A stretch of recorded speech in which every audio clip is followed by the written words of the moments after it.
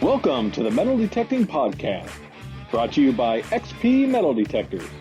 We're digging the plugs and pinpointing the topics you want to hear. Now here's your hosts, Dave Kimball and Grant Hansen.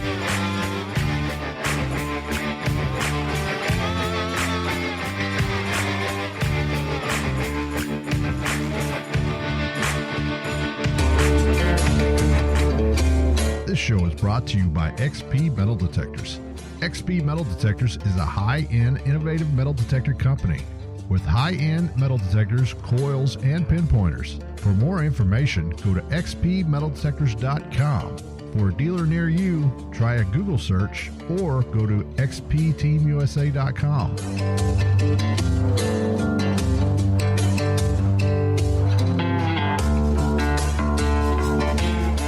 Hello and welcome to the Metal Detecting Podcast. I'm your host, Dave Kimball, coming to you from Central Oklahoma, and I am joined today by my co-host, Grant Hansen, coming to you from New Jersey. How you doing, Grant? I am doing well. Happy New Year. Happy 2021. Yeah, everybody. We haven't been on here in a while. I know y'all missed us. We miss you. We just took a break, get through the holidays. How was your holidays, Grant? It was good. It was pretty quiet and low-key compared to past years, but we had a good time and, just made sure my daughter was occupied and had a lot of toys to play with, and I ate a lot of food, so now I'm still recovering from that. How about yourself? Oh, yeah. I gained a lot of weight. I need to get back to the gym. There, when I was, going to school every day, I'd go to the gym before I went to school, and I was getting plenty of exercise, getting out and walking and jogging and all that. Just like COVID things, got everybody sitting in the house, and I was, I'm gaining weight. I need to get out and start jogging again or something. Yeah, I'm lucky in that I have a weight set in my garage, so I don't have to really go anywhere because I'm not good at having to get up and go out someplace and then come back. So I have that there. It's in my garage and it's freezing in the winter, but I've been pretty consistent, so I've been doing all right. You mentioned school before. I'd like to say congratulations for graduating and getting your engineering degree. Oh, yeah, thanks. It's finally over. It was a big journey. I started going to school part-time while working full-time there for a while as a sheet metal worker, and I started going to school, and now I'm finally finished. The thing about me, I'm bullheaded. I'll see all the way through, and now I am officially a mechanical engineer. That's awesome. I know how hard you worked. I know how busy you were, especially when you were working at the same time going to school. I don't think that's something I could do right now, so I give you a lot of credit.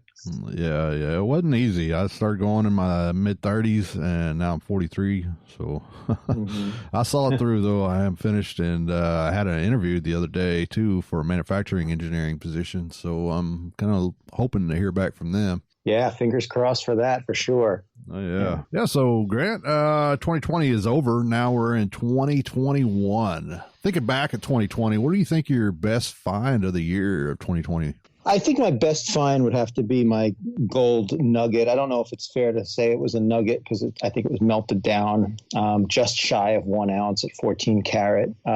So I've never found gold, so I think that was a big way to get on the board with it. So I think that's my best find for sure. Oh, yeah, that's awesome. Yeah. I know you've been finding a lot of cool stuff and had a lot of cool videos out. You got any more recent videos out now? Yeah, I've got a couple recent ones, some detecting out on farm fields. There's one that's going to go live tomorrow morning. It's a giveaway. I'm going to give away an XP Team USA hoodie and a beanie.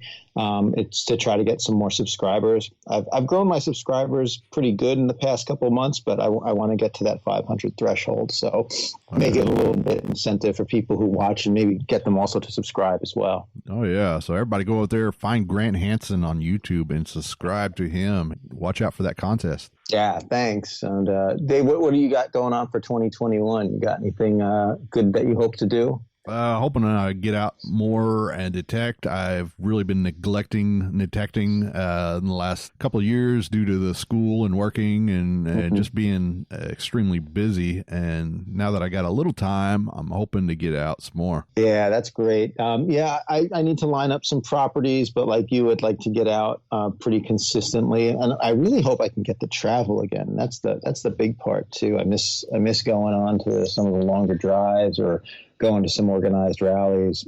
Hopefully that'll happen again. Yeah, I was thinking that too. I'd like to do some more traveling and getting out and hunting in other states. And, you know, like I said, now that I got some time, hopefully I can get a job here pretty soon where I can fund them adventures. Yeah, make sure they have some good vacation policy too. Right. Yeah, and XP Team USA, for everybody who missed it, we had that 12 Days of Christmas going on throughout December, and we gave away a brand new XP Deus. That was awesome. It was awesome. I was very happy to see that Dave Wise won it. He's a previous guest on our show. He's already been out using it at the cellar holes and has been having some success. So I'm excited to see how it treats him over the next few months. Oh, definitely. And we'll have to have him on here and let him kind of tell us what he thinks about his new machine. Yeah, definitely. Yeah, and so today we talk with Sue Roberts. Sue Roberts is out of Texas. She admins a whole lot of metal detecting groups on Facebook. She does a lot of bottle digging and metal detecting. I've hunted with her a few times. I've got the opportunity. She drove down here to Oklahoma and hunted with us. I admin a metal detecting group here in Oklahoma, and I believe in around 2015, 16, we started doing group hunts and for the Facebook group, and people would travel and come up and hunt with us. And she was one of them. She used to come up and hunt with us all the time. She's a great person. We love to talk to her, and we're going to see what she has to say about bottle digging and her adventures in metal detecting. Yeah, I'm looking forward to it. All right. When we come back, we'll talk with Sue Roberts. Hey guys, RC here with XP Team USA. If you want to sit back, relax, and just watch some fun and entertaining detecting videos, head on over to YouTube and search for my channel, RC's Dirt Therapy. I promise it will be worth the subscribe. This segment is brought to you by Omega Mill Pouches, the official digging pouch of XP Team USA. If you're looking for a rugged, hunt-tested, washable pouch, look no further than Omega Mill.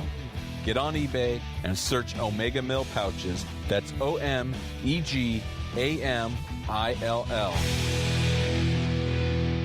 Tonight we have a great guest. She's a metal detectorist, a bottle dump hunter, and all-around relic hunter. Coming to us from the great state of Texas, please welcome Sue Roberts. How you doing, Sue?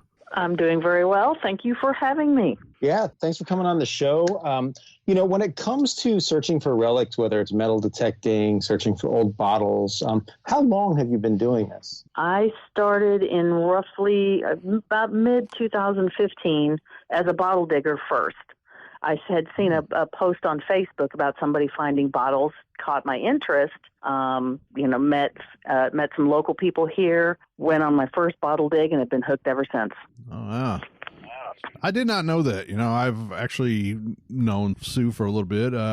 We detected together a few times. You came down here to Oklahoma and hunted with our group a few times. I did not know that you started out as a bottle hunter. I actually thought you were just a metal detectorist for a while until I started seeing a lot of your posts on bottles. Well, to me, it seems like the two kind of go hand in hand, because once you get on the bottle digger pages, you start seeing the metal detecting posts as well. So it just kind of, snowballed into the metal detecting as well. And of course, you have to add magnet fishing in with that also. Yeah, it's funny. I have a magnet. I've had it for 2 years, and I have not tried it yet. I need to get out there. I'm close to some like Revolutionary War waterways and things like that. I really need to get out there. Right. Yes, you do.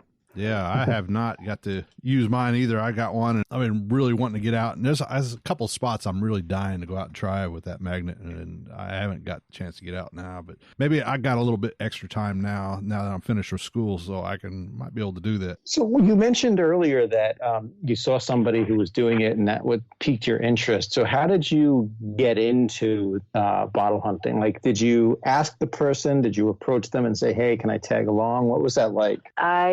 I really don't remember all the specifics, but basically I had seen a post on a page of a person here in the Dallas-Fort Worth area, and I reached out to that person and started asking the basic questions. How do you find the spots? Where do you get your research materials? That sort of thing. And the gentleman that I reached out to said, why don't you come join us on a dig, and we'll give you some of that information on how to, find locations, what type of things to look for. My very first bottle dig was actually down in Ferris, Texas, which is about 45 minutes south of where I live. At first time out, it's, oh my gosh, you bring home everything, common bottles, common snuff jars and soda bottles and just everything, because it's all new. And as time progressed, to get more and more particular with what you decide to keep. Some people are prone to want to keep milk bottles. Others they like mason jars. Others like, medicine bottles, that sort of thing. So it kind of gets, and some people are very specific about what they keep. I am kind of one of those. I am very much into the mason jars and embossed medicine bottles, not so much the slick ones that don't have any wording or anything on them, but definitely the embossed. So I learned a lot from these people that, gave me, there's websites out there that have historical dump sites on them. Smaller, older towns, if there's a creek nearby, that's always your best place to start, because that's where they would go dump everything, down in the creek beds before, there was landfills and trash pickup. Okay, pretty interesting. So is that basically your method there, is look for old creeks, or do you got any other methods to locating these target spots? There are a couple of websites that I was given information on that has like a list of every dump ever in a certain area, whether it's in a creek, whether it's a landfill, whether it was, just out in a field somewhere.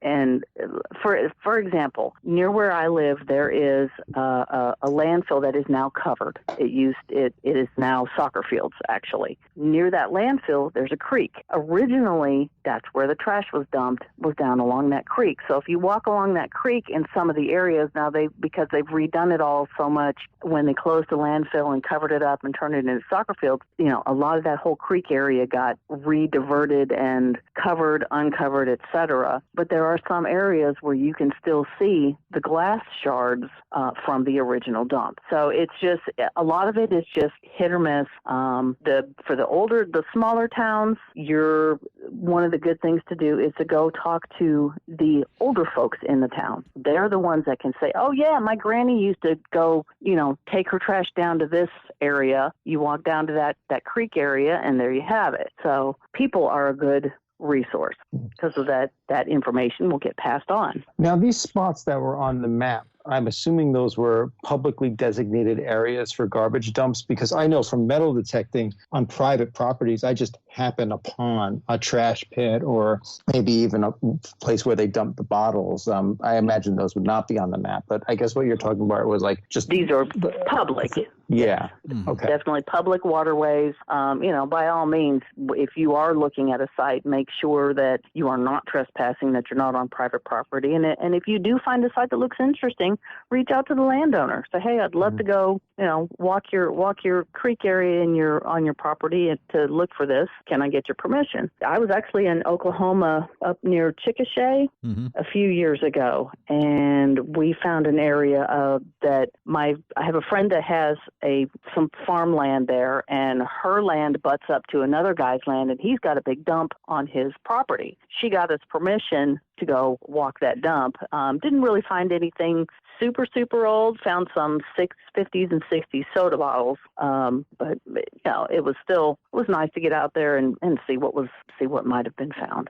How do you know how old the bottles are when you find them? I mean, are you just so in tune with it by now? I mean, how did you learn all that? Learning from others, a lot of research, a lot of Googling.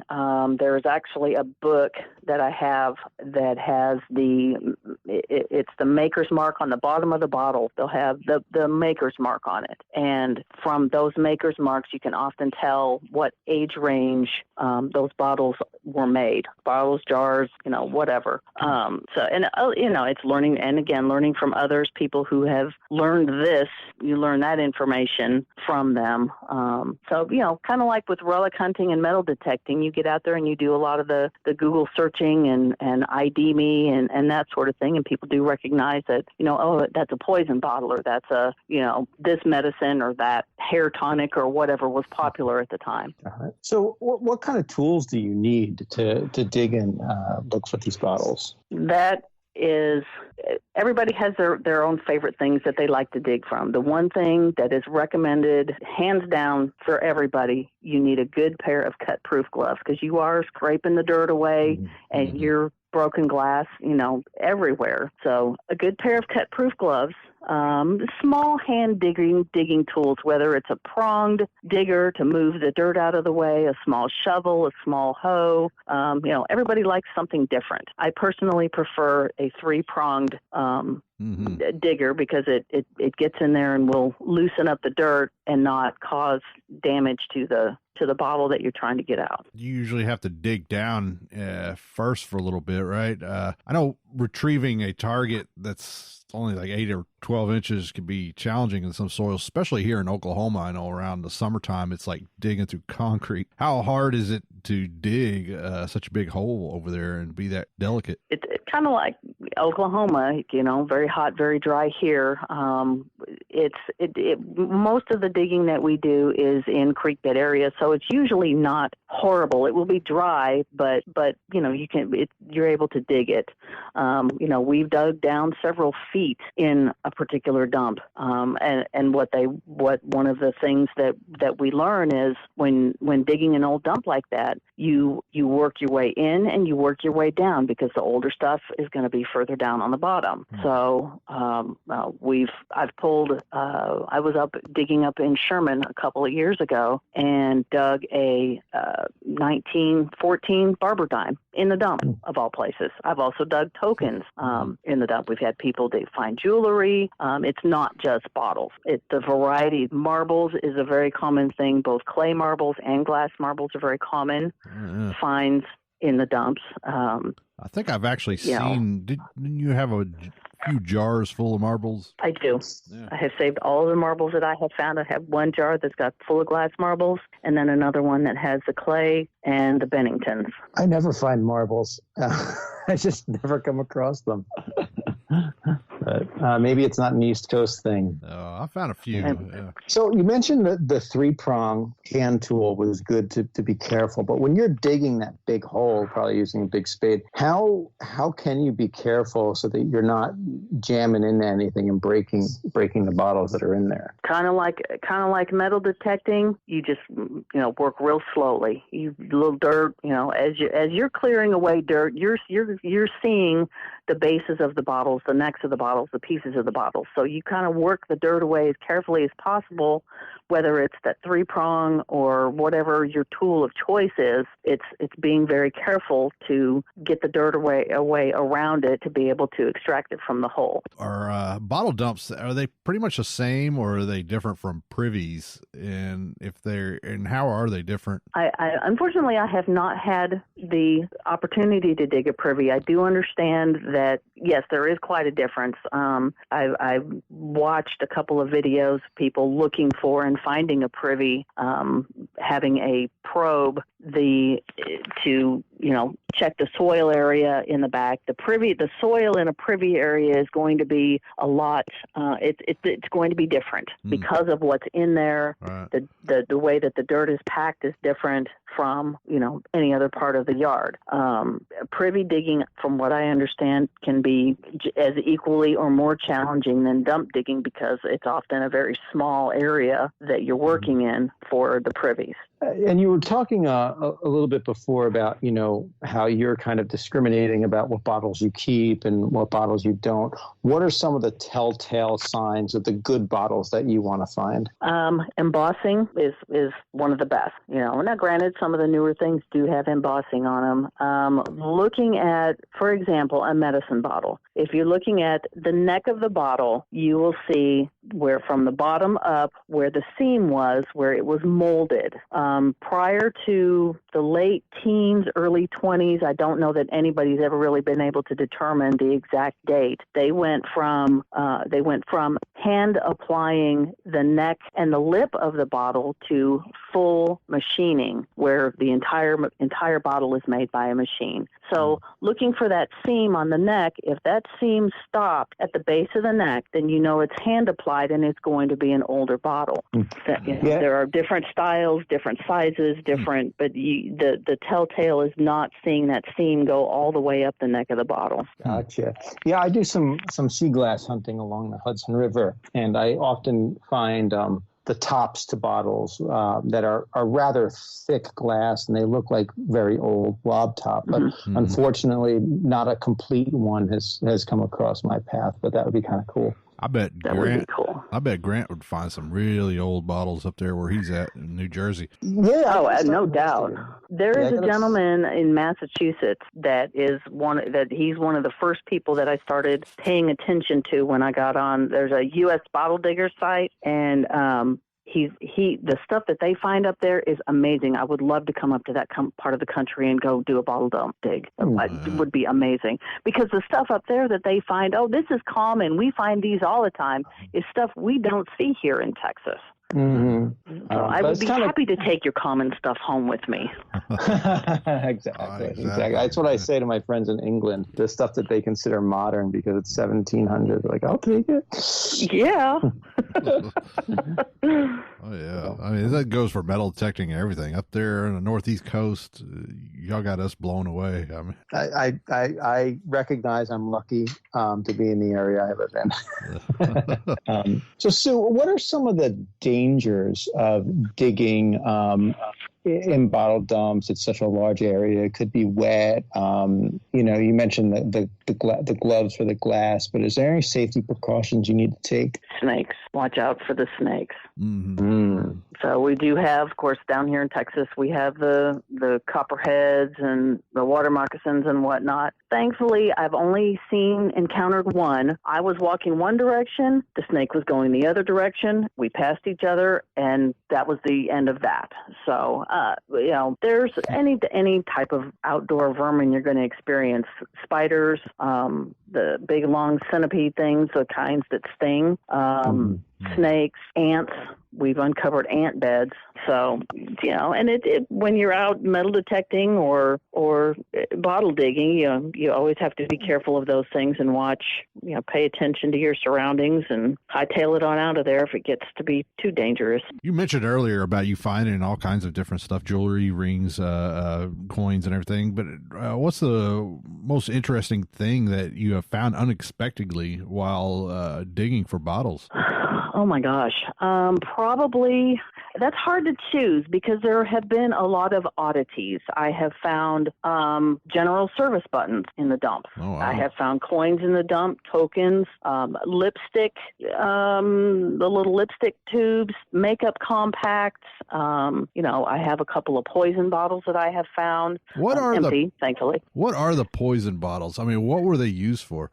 There's a lot of speculation as to what they were used for. Back then would have been for getting rid of vermin, kind of like we do now with rat poison and stuff like that. But back then you could get it from the pharmacist. There wasn't the restrictions that we have today.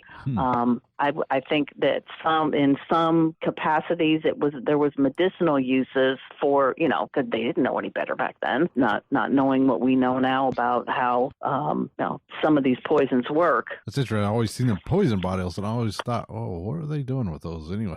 I guess poisoning the neighbors, I guess. They don't like them.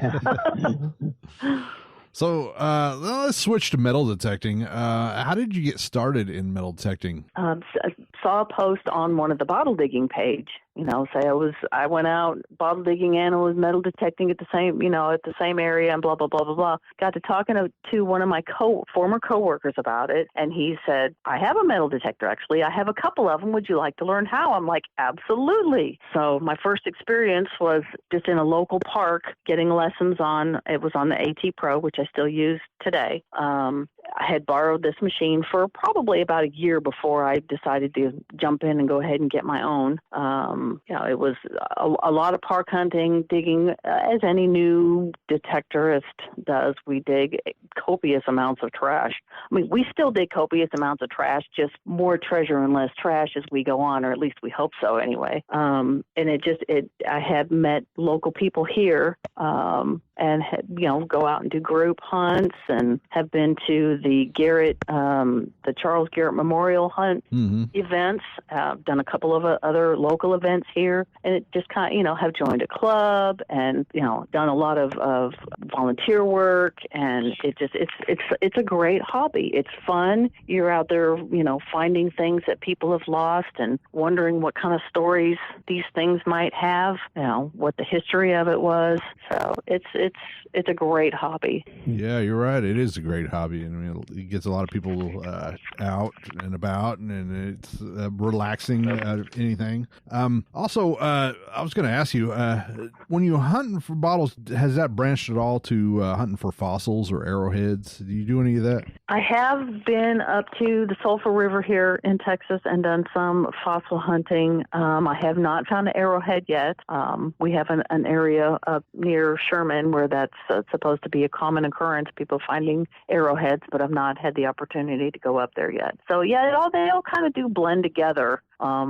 Finding relics of whether they're fossils or buttons or coins or bottles, or it's all about finding history. Mm-hmm. When it comes to metal detecting, what kind of properties do you like to detect on? Is it farm fields? Is it home sites? Getting in the water? What's your preference?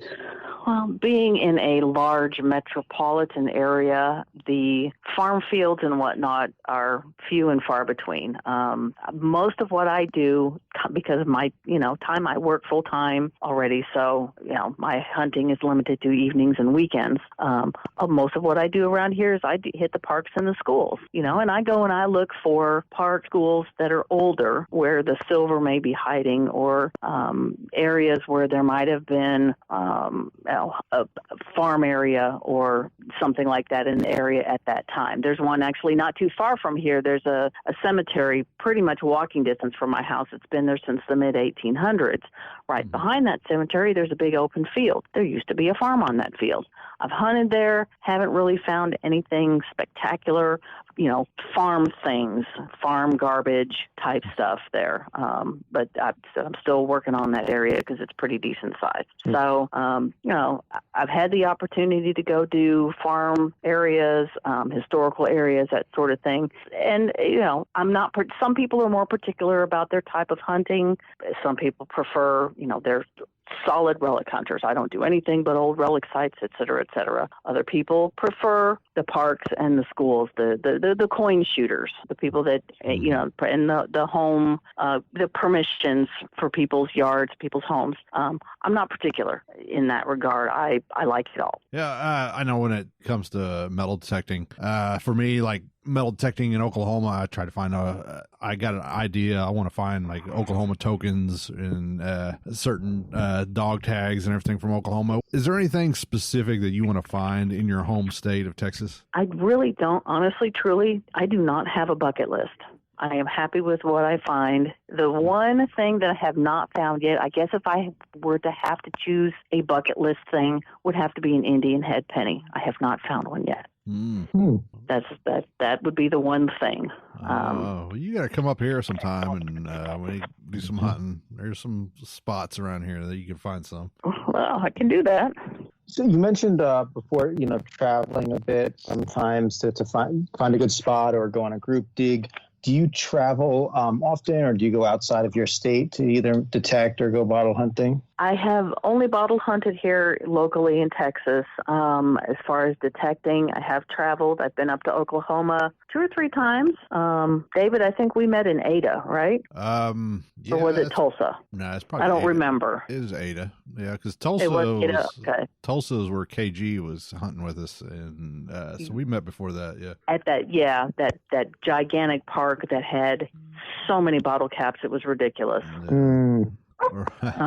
Then there was the what was the other one? And Chickasha, I think it was Yes, yeah, yes, right. That's right. I forgot about that one. Yes, Right. in Chickasha. So yes, I have traveled to metal detect. The Garrett hunt is held in East Texas, out in Jefferson, and there has been that area is known for Civil War activity. Mm-hmm. So the area that the hunts were held on, there have been some really cool relics found in that area. I seen your post too, where you're bottle digging with KG and what's that young kid's name? That Nugget Noggin. Michael Bennett. Yeah, right. Yeah. Yes. That was the first year. That was the first time I had ever gone to do that, to do the Garrett hunt. And there is a dump there in Jefferson in the same area where they do the event. Mm-hmm. So they encourage you, go bottle dig. So we got to bottle dig with him, which was great fun. Mm-hmm. And then, of course, that being the first time I had done a metal detecting event, it was a little overwhelming. Just not knowing what to expect, and all the different events and the seated hunts and that sort of thing. I still contend my favorite part of that event is the night hunt. It's lights out, no pinpointers, no backlights on your machine. You basically are hunting blind. And it's all surface stuff, but you have to find it with your detector. You got to reach down there and find it with your hands. And to me that was so much fun doing it that way, because everybody is at the same disadvantage. I don't know if everybody, if you had a Deus, all you had to do is disconnect your coil from your stem and just on the ground with your coil in your hand. And your headphones. True. But I think when it comes to organized digs, it could be overwhelming, and I think a lot of people go with ambitions of finding something really good. But I think if you are going to go to one, go first and foremost to have a good time and have it as a social event and meet new people and just have fun, because the teching is there and you want to do it, but at the same time with so many people, I think the rewards are more the people you get to meet and the friendships. Absolutely. It was a lot of fun. It was exhausting. I mean, you're hunting from the time the cannon goes off in the morning to the time the cannon goes off at the end of the day. You pause for lunch, you take your breaks, but by the time I got home, I was so worn out, I felt like I needed an extra vacation day just so I could recover from it all. Oh, yeah, it's a lot of exercise. So this is one of the things you have to, it's a lot of exercise. You have to learn to pace yourself. So now that I've been a couple of times and know what to expect, it's more fun and more, you get more out of it because you know what you're doing, and you have, you go in, like you said, you go in there to have a good time, meet people, reconnect with people that you've met before. It's a great event. Right. That's one of the great things about metal detecting. I mean, you go out there and you start having fun, and you don't even realize how much energy you're putting into it until afterwards, and then you feel it. But it's a lot of great exercise, and it's a good, healthy hobby. Yes, it definitely is. So we'll be right back with Sue Roberts. We all know if you want to find good treasure, you've got to do research. HistoricAerials.com is one of the premier places to do that research. They've got the world's largest collection of United States historic aerial photos. You can compare pictures from year to year and see how topography and structures have changed over the decades. It's like having your own personal time machine. Make sure you're swinging your coil in the right places. HistoricAerials.com is free to use, but they also have subscriptions with awesome tools to help you track down treasure. Check out HistoricAerials.com. It's a real find. Hi, this is Dave D. Hi, this is Sonia. R.C. Dunn. This is Alan. We're the Minnesota Beach Boys. This is David Kimball. This is Grant Hansen. Lynn Quelland. Cameron Macer. Pete Sorrell. And we are XP Team USA. You're listening to the Metal Detecting Podcast.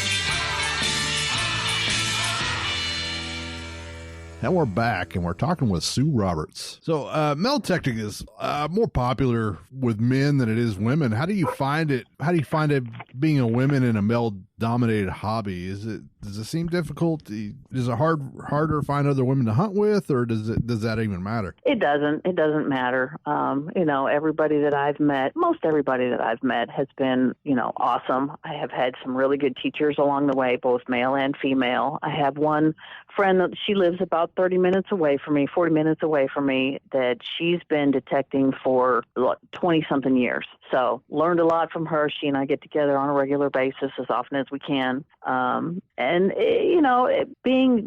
Being female in a male-dominated sport, I haven't had experienced any negative things from that. Everybody's been real nice. Granted, like any hobby, you're going to run into those people that you want to stay away from, and we'll just leave it at that. You just move on and keep having fun with the people that you're comfortable with. That's whether you're male or female. Exactly. And what advice would you give to other women who might want to start detecting but might be a little hesitant to do it? I would say just get out there and go for it. Find a local buddy, find a mentor, find someone that you're comfortable with that would be willing to take the time to teach you the ropes and give you the opportunities to learn how to detect. And don't let the difference of the male and female thing come into play. Just get out there and have a great time. All right. Do you have any hard time gaining permissions at all? I know you like to go and hunt properties and stuff. Does that seem difficult at all to you? And do you have any advice for anybody starting out? I'm not a huge permission-seeking person. I mean, I've gotten a few over the course of the time of doing this. Most of my contacts have been either people that I know or someone who knows someone. Sometimes it's just shooting an email to someone. For example, there is an area near me that had a farm near here. And they are selling the property, and I'm just shooting an email over to them saying, hey, before this property gets sold or they start building on it, can we get on there and detect it? Because it's been there since the 20s or 30s. So waiting to hear back on that. Hopefully we'll get permission for that. I would say just get out there and ask permission. Talk to your homeowners, talk to your neighbors, talk to your friends, because somebody knows somebody who has, grandma's house that they've lived in since the 30s or, whatever. Mm-hmm. Always, be respectful, be kind. If you get a no, then you get a no. Don't take it personally. Some people just don't want other people on their yard, on their property digging holes. Yep. And the worst they could say is no if you want. Exactly. So. Well, I have witnessed one individual not be unkind, but you could tell that he was disappointed because he was told no, and his attitude kind of changed a little bit. And I'm like, no, that's not how you handle that. You say thank you and you turn around and walk away. Yeah, you can't demand somebody to let you detect a right. Yeah. Exactly. I've actually had people who I've asked kind of had an attitude right after I asked, and it was like kind of uncomfortable to a point where I'm like backing up. Yeah. Every once in a while, it's kind of like, I back up. I just say, I'm sorry, didn't mean to disturb you, but I have to ask, Yeah. Like, wow. But yeah.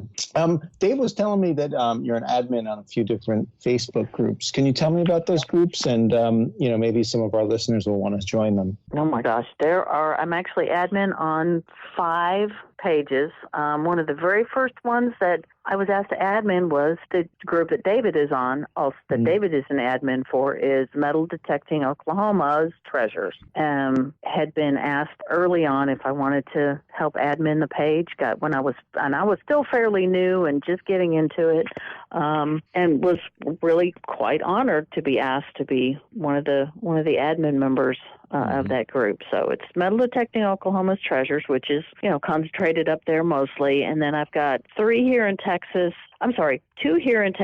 1 in Kansas, and 1 in Alaska, of all places. I actually started following this gentleman up in Alaska who's got a page, and that is, I can't think of the name of it all. If it's Dan Camacho of Arctic Diggers. Yeah, we've had him Arctic Diggers, that's it. Yes, yep. He is an amazing human being. I've spoken to him a couple of times. and love seeing their digs and their finds up there. That's amazing. One of the things that I think is the coolest about Alaska up there is the cans that they find. Yeah, that's what I was about old to say. soda cans and beer cans, because That's that crazy. stuff doesn't survive down here. Right. You know, it's nothing but a pile of mess. We interviewed that you him. cannot get labels off of. We interviewed him, and I was mesmerized the whole time he was talking about it. I'm thinking, how do you resurrect them things? And he's talking about knocking them out and fixing them up and selling them, and they look brand new. And I'm thinking, there's down here, I've never seen a can like it. Maybe it's the cold weather, or I don't know, the soil. I think it is. I think just because it doesn't get that warm up there, that nature doesn't have the ability to destroy the paint and the metal. Because it's cold. Yeah. I tease him regularly, about summertime up there being, 2-3 weeks long tops.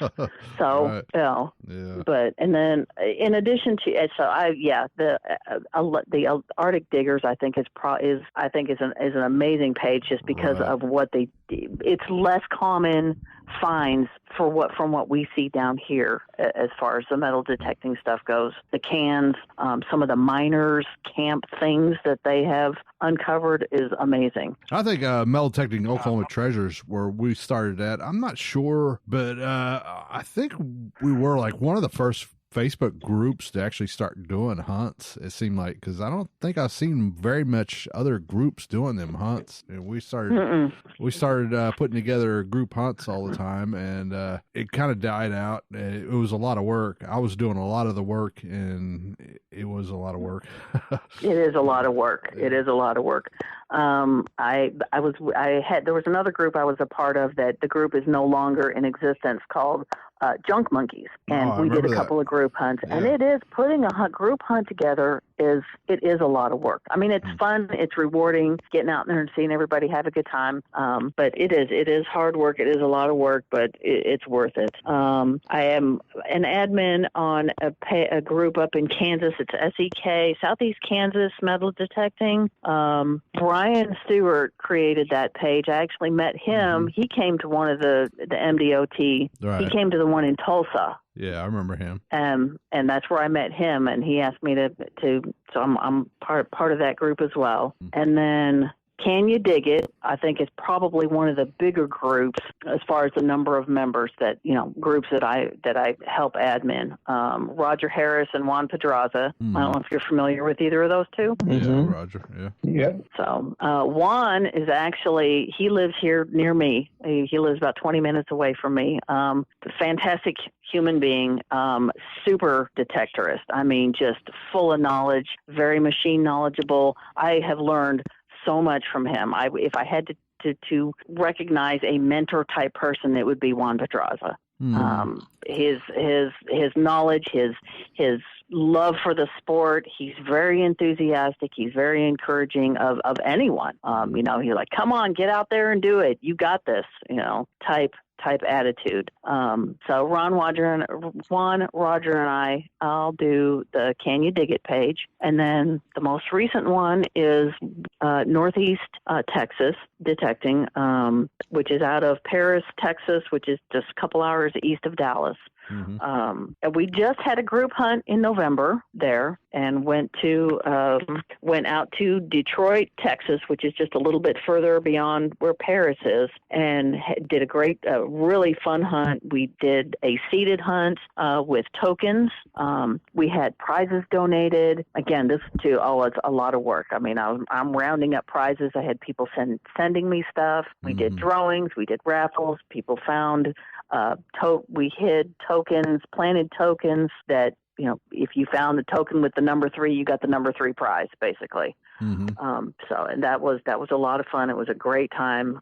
We had probably about 30 people show up, and it's still a fairly new, fairly small group. So to have that many show up for the first event was a great turnout. Have you ever got to attend any of the metal detecting the show? What is that called? The TAMDC show? Yes. I went in 2019. they didn't do, since they didn't, well, they take that back. They did it this past year. 2020 was down in College Station. Unfortunately, I did not get to go, but I had gone in 2019 as a volunteer for the club I was with at the time. So helped run the booth and, of course, got to go walk around and see people and look at all the, become familiar with all the other local clubs. And that was also a very fun event. I didn't do the seated hunt, but all I did was volunteer to help run the booth. All right, yeah. So what are your plans for 2021 now that 2020 is finally over? Thank goodness 2020 is finally over. Hopefully we'll see some improvement this year. Well, we were supposed to have the Garrett hunt in Canton, Texas in last March. Of course, that got postponed. It is now scheduled for mid-April, again in Canton, Texas. So cross your fingers we'll get to go to that. They are doing it in conjunction with the TAMDC show. So it's all going to be all one fun-packed weekend. My youngest daughter metal detects also, and she's gotten into it with me just in the last year or two. Yeah, I remember her. She's actually coming with me this year to the Garrett hunt, and I'm so excited that she gets to experience this because she hasn't done it yet. I remember she did come to Ada. Yeah, she was there in Ada. Yeah, so y'all were hunting in Ada together. I remember that. So usually I like to ask people what's topping their bucket list, but you said you don't have one, and if you did, it would be an Indian head penny. So let me ask you, what's the best thing you found last year in 2020? That would have to be I have friends in College Station, and I have my oldest child lives in Houston. He and his wife live in Houston, so I'll go down there and visit. And when I get the opportunity, we'll drive over to College Station because it's only like an hour drive from where my son lives, and I will go hunt over there with those people. And these were people that I actually met at a Garrett hunt in Jefferson, Texas, and we've all just kind of stayed friends and get together when we can. I was down there in May, and when we drove over to an abandoned Army base and went and hunted over there, I found my first standing Liberty quarter, and in the same hole, the coins were right next to one another. A 1917 walking $50. Oh, nice. The Walking Liberty $50 in the same hole. I was so excited. Yeah. And then my very next target, about 2 feet away, another $50. Walking Liberty $50. Oh, wow. I was just ecstatic. Yeah, I found 2 Walking Liberties in my whole time metal detecting, and they've been years apart. Them are really cool to find. They are really cool to find. And what's weird is I was down there in January and had found another Walking Liberty half in another area that we were hunting. Unfortunately, I don't know what happened to it. I lost it someplace. But I still have the two that I found in May. But that was definitely best find of the year, finding both of those coins in one hole. It was awesome. And I will go ahead and interject my favorite bottle digging find ever. I have, and I'm sure that y'all have seen the pictures because I share them. I share it whenever somebody asks. I share this picture. I found a green embossed medicine bottle it says Mitchell's Drugstore on it, McKinney, Texas. It came out whole, beautiful. It's perfect. It is the prettiest bottle I've ever found, and it's my number one favorite bottle. Oh, wow. How old is it? I'm gonna say early 1900s is my best guess. You know how Oklahoma actually, I'm sure Texas does, and most other states, but there's people who have created catalogs on like Oklahoma tokens and Oklahoma dog tags and stuff like that. Is there anything like that with bottles, like Texas specific bottles or anything like that? Not that I know of. I think it's more just sharing information, in local groups, because there's a market for people that find soda bottles that are just from Texas or just from Oklahoma, whatever state that they go in. I mean, I know when I've been to a couple of shows here, and those are the most common things you see are the Texas bottles, the Texas sodas and the hutches and stuff like that. Mm-hmm. So, but as far as catalog or anything, I don't know if there's anything like that. I'm going to have to ask you the same thing I ask most of our guests, is if you received a 1-day pass in the mail that said that you could detect anywhere in the United States that has always been off limits to metal detecting, where would you go? Oh, man. That's hard to choose. How do you choose where to go? I would have to say definitely somewhere up northeast. Specifically, I don't know where I would say I would want to go, but I know that up in the northeast is where, that's y'all have all the old stuff up there. I would tell None you, of this mid 1800s crap we have down here in Texas. Y'all got the coppers and that would be the place that I would want to go. My answer, and one of the most popular answers, is the White House lawn. I suppose. Well, Stu, I'll tell you, if you ever find yourself in New Jersey or in the area, just give me a holler. I will take you on a spot. I can't guarantee it'll be good, but I'll do my best. Well, I appreciate that. That would be very nice. So my short story, there's a guy that lives up in Cincinnati, which is where my grandparents lived, and got to chatting with him. He posted something one day, and I commented, my dad grew up there. My grandparents lived there in this particular area, and he's like, oh my gosh, I live like 10 minutes from there. So I sent him pictures, and I gave him the address of my grandparents' house. I said, I would love to know if there's anything in that dirt, because my grandparents lived in that house from like late 30s until they moved to a retirement community in the early 90s. So there's no telling what is in the dirt in that yard. Mm-hmm. Mm-hmm. And he went over there and tried to get permission to hunt the yard. Unfortunately, the homeowners said no. But that's one place I think I would like to go personally ask myself. My dad grew up here. My grandparents lived here their entire married life. Can I hunt your yard? See what my what might have fallen out of my grandfather's pockets that's in this dirt. Definitely, yeah. There was actually I went to a garage sale a while back, and I bought a bunch of old postcards from the 20s and 30s, and a lot of them are addressed to old houses here in Oklahoma City. And I was thinking about going around to some of the houses and saying, here, I got a postcard that's addressed to this house. You can have this, if I can metal detector, That's a great idea. So, David, I have a question for you. Are there any plans on the horizon for a group hunt up in Oklahoma this year? This year, I'm not sure. I just got through finishing school, and I'm still on job searching and doing all that. But I would like to put something together again for MDOT, and hopefully we can do something again. I know the group has been really slow lately, and it's partially my fault. I've been really busy, and hopefully we can get something together again. And I know we talked about doing some ghost town stuff, and there is some recommendations for different places. So I heard ghost towns. I also heard another rumor about some old fairgrounds.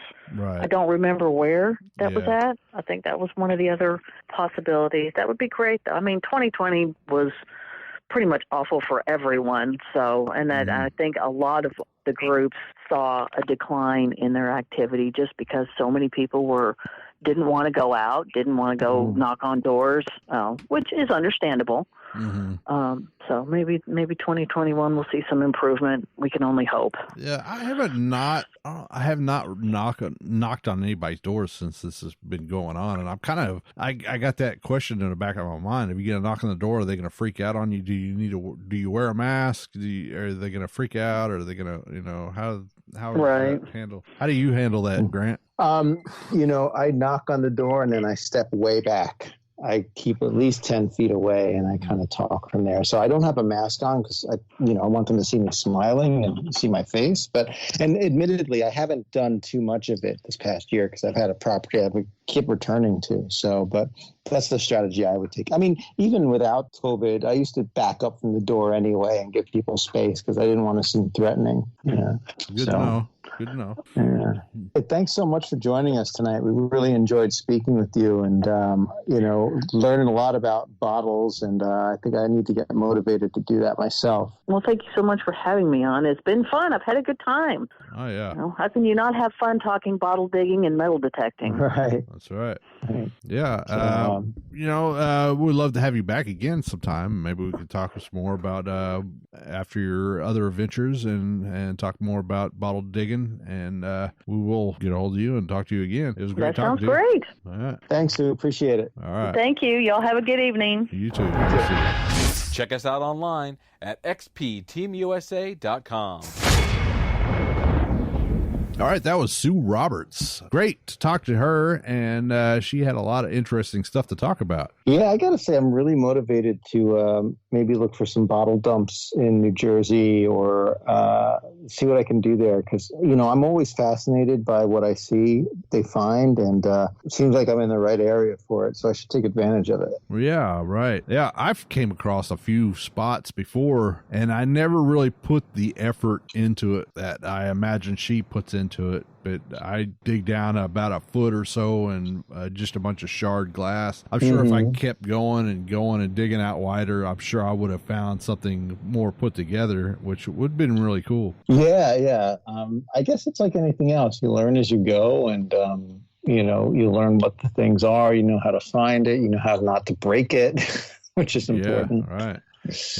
Yeah, like it's probably a just learn as you go kind of thing. Learn from your own mistakes. Right, exactly. I don't have to jab my digger in the dirt like that again. Right. You got to be careful. Oh, man. Well, I want to thank everyone for joining us tonight and remind everybody to check out our YouTube channels. We've got the XP Team USA channel. Team like myself have our own YouTube channel. Check out Gary Blackwell at XP Metal Detectors and also Metal Detecting Skills School on YouTube. Plenty of YouTube entertainment for you. And we also have our own podcast YouTube channel. So make sure you check that out too. Right. Yeah. Go over and subscribe to our podcast YouTube channel if you haven't done that already.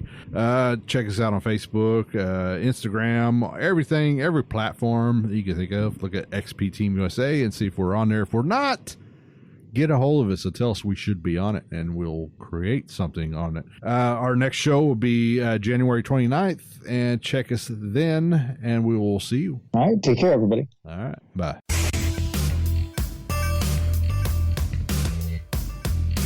Get that permission, put the coil to the soil, and we'll catch you next time right here on the Metal Detecting Podcast. Brought to you by XP Metal Detectors.